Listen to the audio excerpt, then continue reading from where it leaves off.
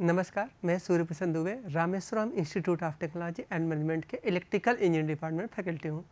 हम लोग synchronous machine के बारे में स्टडी कर रहे थे। आज हम लोग सिंक्रोनस मशीन के बारे में सिंक्रोनाइजिंग पावर कोफिशिएंट के बारे में स्टडी करेंगे। तो आज जो मेरा टॉपिक है synchronising power coefficient of synchronous machine. तो सिंक्रोनाइजिंग पावर कोफिशिएंट को पढ़ने से पहले हमें ये जानना पड़ेगा कि सिंक्रोनाइजिंग पावर क्या होता है। तो पहले हम ये जाने कि भाई सिंक्रोनाइजिंग पावर क्या होता है। जब सिंक्रोनाइजिंग पावर समझ जाएंगे तब हम समझेंगे भाई सिंक्रोनाइजिंग कोफिशिएंट क्या होता है। तो सिंक्रोनाइजिंग पावर क्या होता है, जैसा हम लोग पढ़ चुके हैं कि जब पैरेलल मशीन में दो पैरेलल मशीन को क्या करते थे, कनेक्ट करते थे। मान लो ओपन सर्किट में है, तो जो कनेक्ट करने के समय ओपन सर्किट में है तो दोनों का EF1 और EF2 क्या होते थे, दोनों सेम दिशा में होते थे, अर्थात टर्मिनल वोल्टेज भी क्या होते थे, उसी की दिशा में होते थे। क्लियर है। लेकिन यदि किसी एक का फील्ड को क्या कर दे, आप बढ़ा दें, मतलब उसको ओवर एक्साइट कर दें, तो क्या हो जाता था, तो यहाँ पर तो एक का फील्ड बढ़ जाता था, तो वो क्या एक सर्कुलर करंट बहने लगती थी, मतलब एक लोकल करंट बहने लगती थी। उस लोकल करंट की वजह से वो क्या हो जाती थी, जो फील्ड जिसका EMF बढ़ा हुआ था, जिसका EF बढ़ा हुआ था, वो क्या हो जाता था, छोटा हो जाता था, और जो छोटा था वो बड़ा होने लगता था। मतलब दोनों की वैल्यू क्या हो जाती, फिर से इक्वलाइज होने लगती थी। तो ये जिस पावर से होता था वो क्या होता था, सिंक्रोनाइजिंग पावर होता था। तो ये क्या होता था, जब एक की वैल्यू बढ़ जाती थी और एक की वैल्यू, जैसे इसकी वैल्यू बढ़ गई, ये तो उतनी रही, तो क्या एक करंट, सर्कुलेटिंग करंट बहने लगती थी। इसी सर्कुलेटिंग करंट की वजह से एक पावर डेवलप होता था, जिसकी वजह से इसकी बढ़ी हुई वैल्यू क्या हो जाती थी, छोटी हो जाती थी। ये डीमैग्नेटाइजेशन नेचर की हो जाती थी और ये मैग्नेटाइजेशन नेचर की होती थी, जो कि हम लोग सिंक्रोनस मशीन के पैरेलल ऑपरेशन में पढ़ चुके हैं। तो वहाँ से ये सिंक्रोनाइजिंग पावर की वैल्यू आई। अब यहाँ पर जो हम लोग पढ़ेंगे सिंक्रोनाइजिंग पावर कोफिशिएंट पढ़ेंगे कि भाई सिंक्रोनाइजिंग पावर कोफिशिएंट क्या होता है। तो सिंक्रोनाइजिंग पावर कोफिशिएंट क्या होता है, सिंक्रोनाइजिंग ड्राइविंग पावर कोफिशिएंट को हम लोग PSY से रिप्रेजेंट करते हैं। इसका होता है जब पावर को टार्क एंगल के रिस्पेक्ट में क्या कर दिया जाए, परिवर्तन किया जाए, तो उसको क्या बोलते हैं, सिंक्रोनाइजिंग पावर कोफिशिएंट बोलते हैं। मतलब जो आपका पावर है उसको क्या करें, डेल्टा के रिस्पेक्ट में क्या करें, हम लोग उसमें परिवर्तन करें, तो इसको हम लोग क्या बोलते हैं, सिंक्रोनाइजिंग पावर कोफिशिएंट। वही हमने यहाँ पर लिखा है, सिंक्रोनाइजिंग पावर में टार्क एंगल के साथ हुए परिवर्तन को सिंक्रोनाइजिंग पावर कोफिशिएंट कहते हैं। ठीक है। अभी इसको क्या है, इसका दूसरा नाम क्या है, स्टिफनेस ऑफ कपलिंग। क्या होता है, एक स्टेटर होता है, दूसरा रोटर होता है। तो स्टेटर में एक फील्ड होता है और दूसरा रोटर में फील्ड होता है। क्या होता है, जितना ज़्यादा आपका पावर कोफिशिएंट अच्छा होगा स्टेटर फील्ड और रोटर फील्ड में, उतनी ही अच्छी कपलिंग होगी। समझ रहे हैं। तो जितना ज़्यादा ये क्या होगा, ये जितना ज़्यादा होगा उतना स्टेटर फील्ड में जो भी परिवर्तन होगा उसी के रिस्पेक्ट में रोटर में परिवर्तन होगा। अगर आप स्टेटर में परिवर्तन नहीं करेंगे स्टेटर फील्ड में, तो रोटर फील्ड में परिवर्तन नहीं होगा, चाहे कुछ भी हो जाए, यदि आपका पावर कोफिशिएंट क्या हो, बहुत अच्छा हो। क्लियर है। तो हमें एक स्टेबल सिस्टम के लिए क्या होना चाहिए, पावर कोफिशिएंट क्या होना चाहिए, बहुत अच्छा होना चाहिए। इसीलिए हम लोग यहाँ पर इसको स्टडी कर रहे हैं, सिंक्रोनाइजिंग पावर कोफिशिएंट। तो सिंक्रोनाइजिंग पावर कोफिशिएंट से स्टडी करने से ये फायदा होता है कि मेरा कोई मशीन कितना स्टेबल है और कितना अनस्टेबल है ये बताता है। इस पर न्यूमेरिकल भी आते हैं सेलिएंट मशीन के लिए। दूसरा हमने क्या बोला, इसको दूसरा देखिए, ये कहो स्टेबिलिटी फैक्टर भी कहते हैं। अभी हमने बताया ना कि इससे क्या निकालते हैं, स्टेबिलिटी फैक्टर भी निकालते हैं। ये जितना अच्छा होगा उसका मशीन की स्टेबिलिटी फैक्टर उतनी ही अच्छी होगी। अब यहाँ बोले rigidity factor. Rigidity factor means वो स्टेटर और रोटर कितनी अच्छे से रिजिड है, एक दूसरे को पकड़े हैं, या एक दूसरे से कितनी अच्छी कपलिंग है। तो क्या हमने बोला, सिंक्रोनाइजिंग पावर कोफिशिएंट क्या होता है, पावर में डेल्टा के रिस्पेक्ट में हुए परिवर्तन को सिंक्रोनाइजिंग पावर कोफिशिएंट कहते हैं। इसको क्यों पढ़ते हैं, इसको पढ़ने से ये फायदा मिलता है कि मेरी मशीन या मेरा मशीन कितना ज़्यादा वो क्या है आपका स्टेबल है। अब हम लोग पढ़ते हैं कि सिंक्रोनाइजिंग पावर कोफिशिएंट किसके लिए पढ़ाई करते हैं, सिलेंड्रिकल रोटर के लिए। तो सिलेंड्रिकल रोटर का जो पावर का फार्मूला होता है, पावर फ्लो, वो होता है P equal to VT EF XS sine delta होता है। क्लियर है। इस पावर को हम लोग क्या करेंगे, इस पावर को डेल्टा के साथ डिफ्रेंशिएट करेंगे। तो डिफ्रेंशिएट करेंगे तो क्या हो जाएगा, हमने यहाँ पर P की जगह हमने VT EF XS sine delta लिख दिया। यहाँ पर आप देखिए इसमें कोई डेल्टा का टर्म्स नहीं है, तो ये क्या हो जाएगा, कांस्टेंट हो जाएगा और ये बाहर निकल जाएगा। साइन डेल्टा का डिफ्रेंशिएशन क्या होता है, कास डेल्टा, तो ये क्या हो गया, कास डेल्टा। अब यहाँ पर हम लोग क्या करेंगे, इसका ग्राफ खींचते हैं। अगर हम इसका ग्राफ खींचे, इसका पावर का ग्राफ खींचे, जो P इक्वल टू क्या था, EF VT XS sine delta, इसका अगर ग्राफ खींचे तो क्या हो जाएगा, ये डेल्टा होगा क्योंकि ये इस पर ये इंडिपेंडेंट होता है, ये डिपेंडेंट होता है, तो ये ग्राफ इसका ये आएगा। क्लियर है। अब बात करते हैं इसकी ग्राफ की बात करते हैं। तो यहाँ पर इसका जो ग्राफ हो जाएगा, इसका जो ग्राफ होगा, इसका ग्राफ ये क्या है, कास डेल्टा। तो कास डेल्टा क्या होता है, 0 पर मैक्सिमम होता है, तो यहाँ पर और 90 पर क्या होता है, मिनिमम होता है। तो यहाँ पर आपका क्या हो जाएगा, ये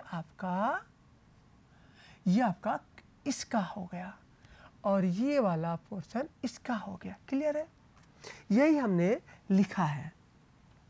एक बात हमने और किया है, ये जो फैक्टर आया है, ये इसका है, इसकी वैल्यू मतलब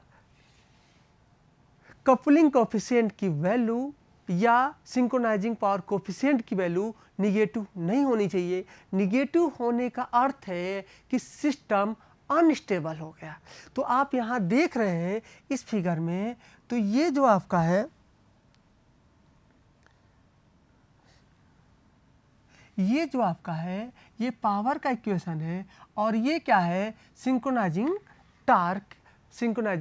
पावर टार्क का इक्वेशन है, सॉरी सिंक्रोनाइजिंग पावर कोफिशिएंट का कर्व है। यहाँ पर ये वैल्यू क्या होगा, आप इससे देखेंगे तो ये यहाँ पर निगेटिव हो जा रही है, यहाँ से निगेटिव 90 डिग्री के बाद निगेटिव होते हैं, मतलब डेल्टा इक्वल टू 90 डिग्री के बाद क्या हो जाएगा, सिस्टम अनस्टेबल हो जाएगा। मतलब क्या हुआ कि अगर आप मोटर हो, जनरेटर हो, उस पर आप लोड बढ़ाएंगे तो उस पर डेल्टा की वैल्यू क्या होती जाएगी, बढ़ती जाएगी। जितना ज़्यादा लोड बढ़ाएंगे डेल्टा की वैल्यू उतना ज़्यादा क्या होती जाएगी, बढ़ती जाएगी। डेल्टा को क्या बोलते हैं, लोड एंगल बोलते हैं। तो उतना ज़्यादा बढ़ता जाएगा। डेल्टा की वैल्यू कब तक कहाँ तक बढ़ा सकते हैं, 90 डिग्री तक बढ़ा सकते हैं। 90 डिग्री से ऊपर करने पर आपका मशीन क्या हो जाएगा, बंद हो जाएगा, मतलब वो अनस्टेबल हो जाएगा। तो यहाँ तक सिस्टम क्या है, स्टेबल है 90 डिग्री तक, और 90 डिग्री के बाद वो क्या हो जाएगा, अनस्टेबल हो जाता है। ये किसके लिए हम लोग बोले, सिलेंड्रिकल के लिए बात कर रहे हैं। इस पर एग्जाम में भी आता है कि सिलेंड्रिकल रोटर या सिलेंड्रिकल मशीन डेल्टा के किस वैल्यू तक स्टेबल होता है, तो डेल्टा के 0 से लेकर 90 डिग्री तक वो स्टेबल होता है। अब बात करते हैं सेलिएंट रोटर की बात करते हैं। सिलेंड्रिकल के हम लोग पढ़ चुके हैं। तो सेलिएंट के लिए जो फार्मूला होता है, P equal to EF VT XD sine delta VT square upon 2T 1 upon SQ minus XD sine 2 delta. ये किसका फार्मूला होता है? ये फार्मूला आपका सेलिएंट के लिए होता है। अब क्या करेंगे, मुझे सिंक्रोनाइजिंग पावर निकालना है, तो ये क्या करेंगे, इस पावर को डेल्टा के रिस्पेक्ट में डिफ्रेंशिएट कर देंगे। तो डिफ्रेंशिएट करने पर क्या हो जाएगा, हमने यहाँ पर d अपॉन डेल्टा बस लिख दिया और एज इट इज हमने यहाँ पर लिख दिया। यहाँ से आप देखेंगे तो ये पूरा पोर्शन क्या हो जाएगा, डेल्टा नहीं तो ये कांस्टेंट हो जाएगा, इस साइन डेल्टा का क्या हो जाएगा, कॉस डेल्टा हो जाएगा। यहाँ पर ये पूरा पोर्शन क्या है, कांस्टेंट है, ये भी पूरा कांस्टेंट है, तो ये आपको हमने एज इट इज लिख दिया। लेकिन इसमें आप देख रहे होंगे 2 नहीं है। 2 इसलिए नहीं है, जब साइन 2 डेल्टा का आप डिफ्रेंशिएट करेंगे तो क्या आ जाएगा, 2 cos 2 डेल्टा। तो 2 cos 2 डेल्टा, तो ये 2 जो यहाँ का 2 रहेगा और यहाँ का 2 इसको क्या कर देगा, कैंसिल कर देगा, इसलिए यहाँ 2 नहीं है। तो यहाँ से आपने क्या निकाल दिया, सेलिएंट रोटर के लिए सिंक्रोनाइजिंग पावर कोफिशिएंट का ये फार्मूला निकला। मतलब अब यहाँ से आप देखेंगे, नेक्स्ट पॉइंट पर चलते हैं, तो ये आपका जो इक्वेशन आया है, यहाँ से हमें क्या खींचना है, ग्राफ खींचना है।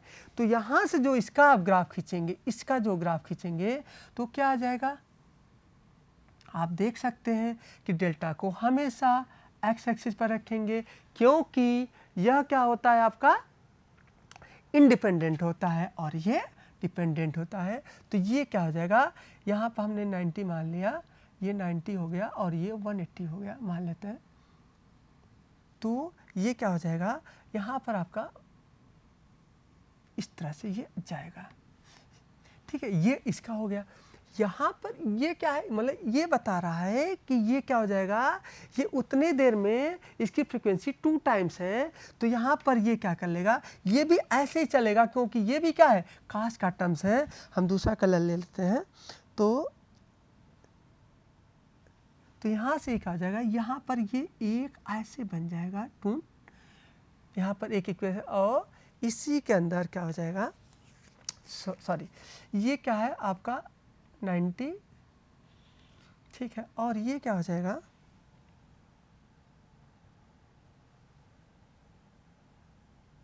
सॉरी यहाँ से 0, ये तो साइन है ना, तो ये नहीं हो सकता है। यहाँ से ये यहाँ से स्टार्ट होगा, सॉरी यहाँ से स्टार्ट होगा, जो यहाँ दिखाए हैं। दूसरा हम बना देते हैं, ये क्या हो गया आपका, P हो गया और ये हो गया डेल्टा हो गया। कलर दूसरा लेते हैं,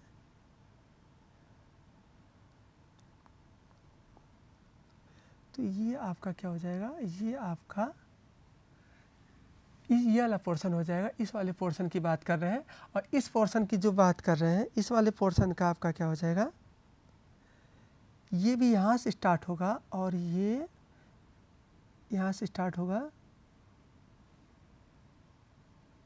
और ये यहाँ जाएगा और फिर यहाँ पाएगा और फिर ये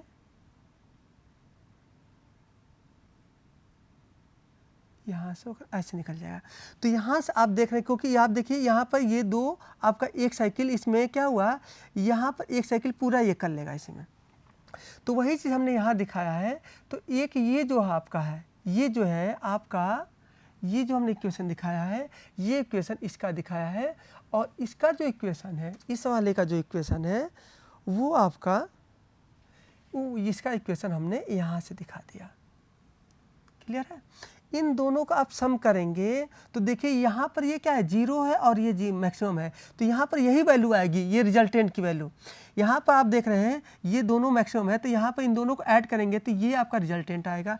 धीरे धीरे ये वैल्यू क्या होती जा रही है, कम होती जा रही है, तो ये भी कम होता जाएगा। यहाँ पर ये क्या देख रहे हैं, यहाँ पर ये वाला पोर्शन तो 0 है, लेकिन ये यहाँ है तो ये यहाँ पर आ जाएगा। लेकिन यहाँ पर आप क्या है, मैक्सिमम जो इसमें आता है ये यहाँ पर आता है, बात कर रहे हैं। लेकिन इसमें मैक्सिमम क्या आएगा आपका, जो फेज इसमें मैक्सिमम आपका इससे थोड़ा सा पहले आ जाएगा, मतलब 90 डिग्री से क्या हो जाएगा, पहले आ जाएगा। क्यों आ जाएगा, सॉरी 90 डिग्री से, ये आपका 0 है, ये 90 डिग्री है, और ये 90 डिग्री के बाद आएगा। अब आप सोच रहे होंगे क्यों ये 90 डिग्री के बाद आ रहा है, और इसलिए आ रहा है कि यहाँ पर दोनों को ऐड करने पर ये यहाँ पर आ रहा है। समझ में आ रहा है? तो यहाँ से हम लोगों ने क्या पाया कि यहाँ पर जो सिंक्रोनाइजिंग पावर है वो क्या आया, आपका ये ग्राफ आया। तो सिंक्रोनाइजिंग पावर में जो मैक्सिमम वैल्यू कब आ रही है, ये तो मैक्सिमम इसी पर आ रही है। और नेक्स्ट हम लोग बात करते हैं इन दोनों फिगर से हम लोग क्या कंक्लूजन निकालते हैं वो समझते हैं। पहला कंक्लूजन ये निकलता है डेल्टा इक्वल टू 0 पर, मतलब डेल्टा इक्वल टू 0 पर PSY का मान मैक्सिमम होगा। मतलब क्या होगा कि यहाँ पर जो सिंक्रोनाइजिंग पावर टार्क है, जो सिंक्रोनाइजिंग पावर कोफिशिएंट है, टार्क नहीं, जो सिंक्रोनाइजिंग पावर कोफिशिएंट वो क्या होगा, मैक्सिमम होगा। क्यों मैक्सिमम होगा? क्योंकि उस समय PSY का मान मैक्सिमम है, ज़्यादा है। अर्थात स्टेटर फील्ड और रोटर फील्ड में जो कपलिंग है वो बहुत अच्छा है। ठीक है, जैसे से डेल्टा की वैल्यू बढ़ती जाएगी, डेल्टा की वैल्यू बढ़ती जाएगी, आपका PSY मतलब सिंक्रोनाइजिंग पावर कोफिशिएंट की वैल्यू भी क्या होती जाएगी, कम होती जाएगी। मतलब नो लोड कंडीशन पर आपका सिंक्रोनाइजिंग पावर कोफिशिएंट सबसे अच्छा होता है। दूसरी बात करते हैं, PSY के निगेटिव वैल्यू पर मशीन अनस्टेबल हो जाता है। मतलब ये जब वैल्यू क्या हो जाएगी, निगेटिव हो जाएगी, तो ये क्या हो जाएगा, अनस्टेबल हो जाएगा। क्यों अनस्टेबल हो जाएगा? इसलिए अनस्टेबल हो जाएगा कि आपका अनस्टेबल हो जाएगा कि इसकी वैल्यू क्या है, इसकी वैल्यू निगेटिव नहीं होनी चाहिए। तो अर्थात सिलेंड्रिकल रोटर में ये डेल्टा इक्वल टू 90 के बाद ये क्या हो जाएगा, अनस्टेबल हो जाता है। लेकिन सेलिएंट की बात करें, सेलिएंट में देख रहे हैं ये निगेटिव रिजल्टेंट की वैल्यू कब निगेटिव आया, यहाँ पर आया। तो ये निगेटिव क्या है, लगभग 80 डिग्री या 85 डिग्री है। मतलब 90 डिग्री से ये पहले 85 का, ये 75 मान सकते हैं, 75 डिग्री से लेकर के 80 डिग्री पर ही क्या आ जा रहा है के बाद ये निगेटिव हो जा रहा है। मतलब आपका सेलिएंट मशीन क्या हो जा रहा है, 90 डिग्री से पहले क्या हो जा रहा है, निगेटिव हो जा रहा है। अतः ये क्या हो जाएगा, 90 से पहले क्या हो जाएगा, अनस्टेबल हो जाएगा। ये कंपटीशन क्वेश्चन, कंपटीशन के एग्जाम में आता है कि सिलेंड्रिकल रोटर कितने डिग्री के बाद अनस्टेबल होता है, उसका आंसर होता है 90 डिग्री के बाद होता है। लेकिन सेलिएंट मशीन में यह कब अनस्टेबल होता है, 90 डिग्री से पहले अनस्टेबल हो जाता है, क्योंकि निगेटिव हो जाता है, जिसको आप इस ग्राफ से देख सकते हैं, जो ये रिजल्टेंट को रिप्रेजेंट कर रहा है। क्लियर है? अब हम बात करते हैं तीसरी पॉइंट की बात करते हैं, सिंक्रोनस मशीन जितना ज़्यादा होगा, मतलब PSY का मतलब सिंक्रोनाइजिंग पावर कोफिशिएंट की वैल्यू जितना ज़्यादा होगा, इलेक्ट्रोमैग्नेटिक कपलिंग क्या होगा, उतना ही ज़्यादा होगा। मतलब दोनों में कपलिंग उतना ज़्यादा ही होगा। अतः पावर सप्लाई में, अगर पावर सप्लाई में क्या करेंगे, थोड़ा सा डिस्टरबेंस करेंगे, तो रोटर में कोई डिस्टरबेंस नहीं आएगा, आउटपुट में कोई डिस्टरबेंस नहीं आएगा। क्यों नहीं आएगा? क्योंकि जितनी ज़्यादा कपलिंग होगी उतना ज़्यादा वो क्या होगा, स्टेबल होगा। तो आपको क्या करना है, आप जो भी इनपुट में चेंजेस करेंगे उतना ही परिवर्तन आउटपुट में आएगा। इनपुट में कोई परिवर्तन नहीं करेंगे तो आउटपुट में कोई परिवर्तन नहीं होगा। मतलब सिस्टम क्या हुआ, ये स्टेबल सिस्टम, इसी को बोलते हैं स्टेबल सिस्टम, बोला इसी सिस्टम को स्टेबल सिस्टम कहते हैं। वही हमने दूसरे वर्ड में लिखा है,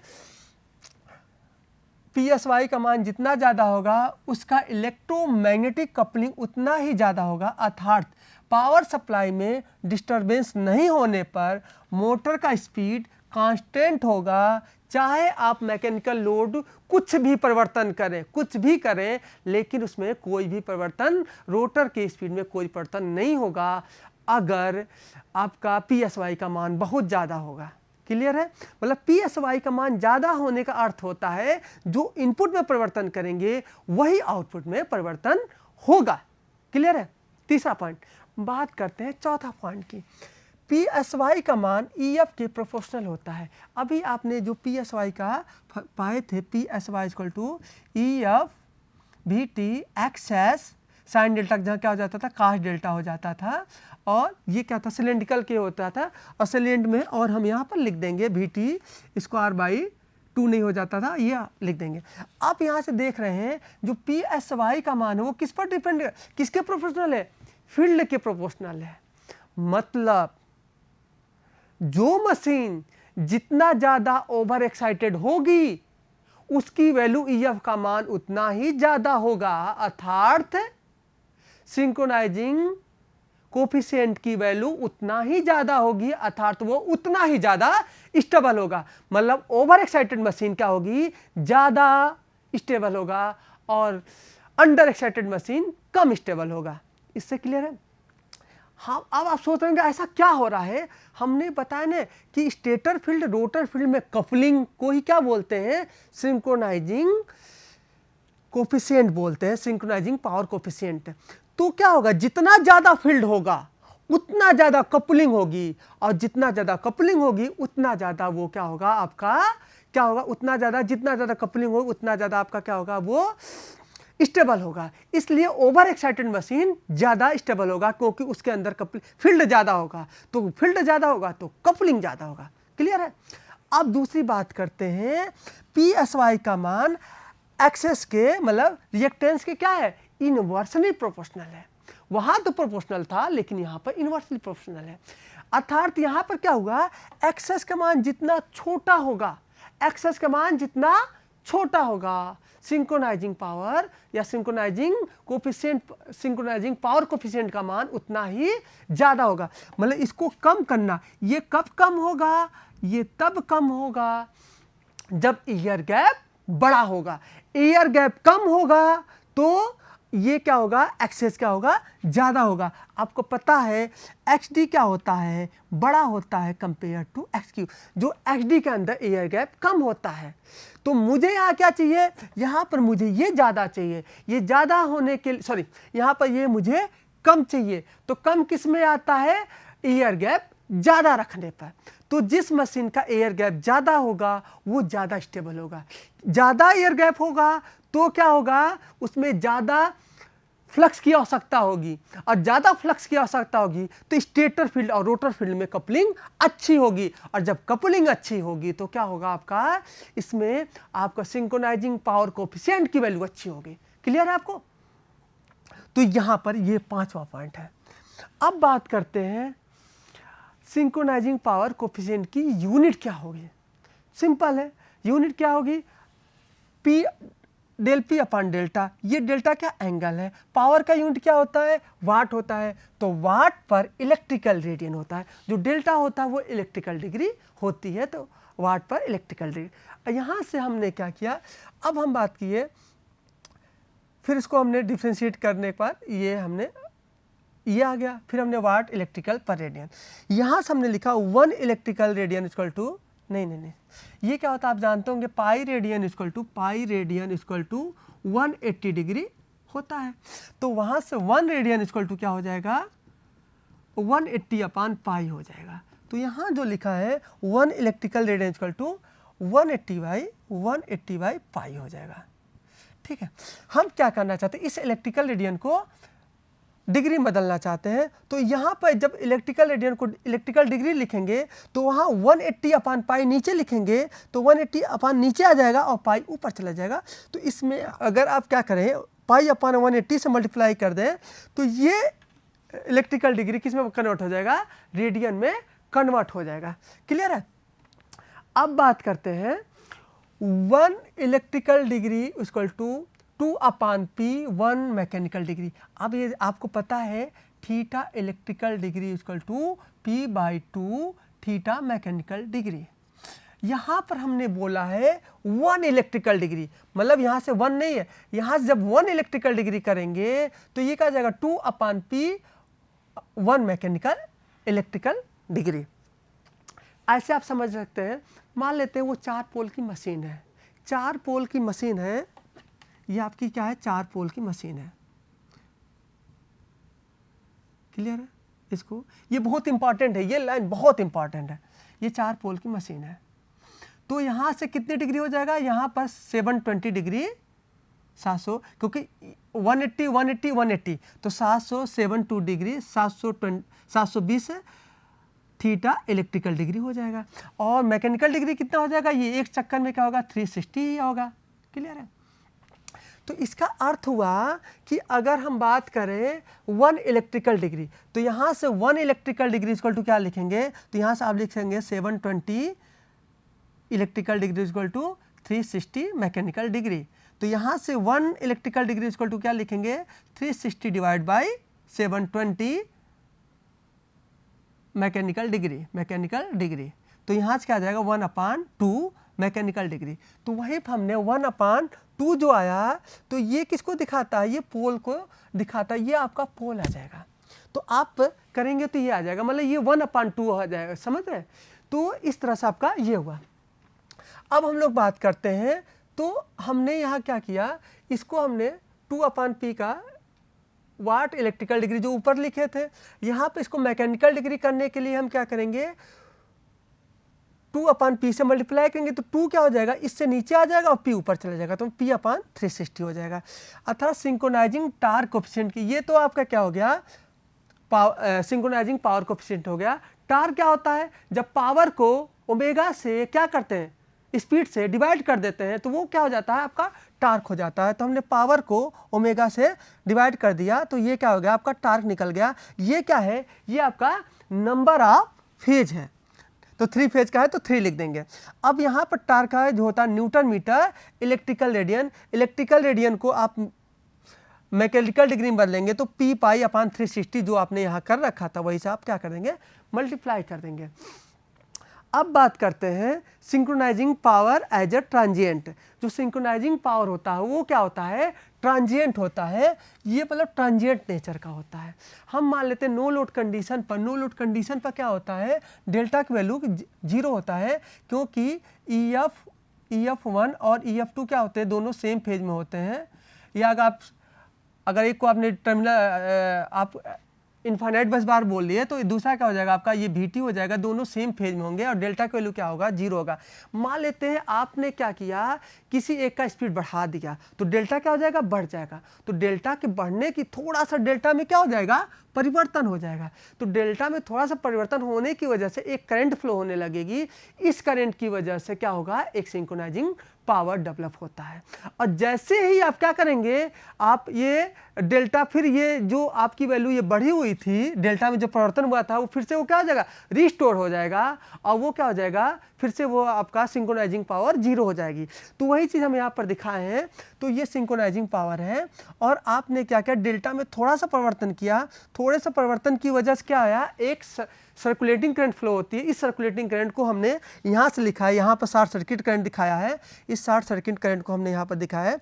वो क्या हो जाएगा, VT/XS या EF भी होता है, EF/XS, क्योंकि यहाँ पर दोनों वैल्यू क्या है, आपके बराबर है। और यहाँ पर अगर VT/XS को क्या लिखे, VT/XS को ISC लिख दिए, तो VT/ISC डेल्टा तो वाट आया। तो यहाँ से ये जो आया, इससे ये अर्थ आता है, मतलब कि थोड़े से परिवर्तन में क्या हो जाएगा, इसमें आपका थोड़े से परिवर्तन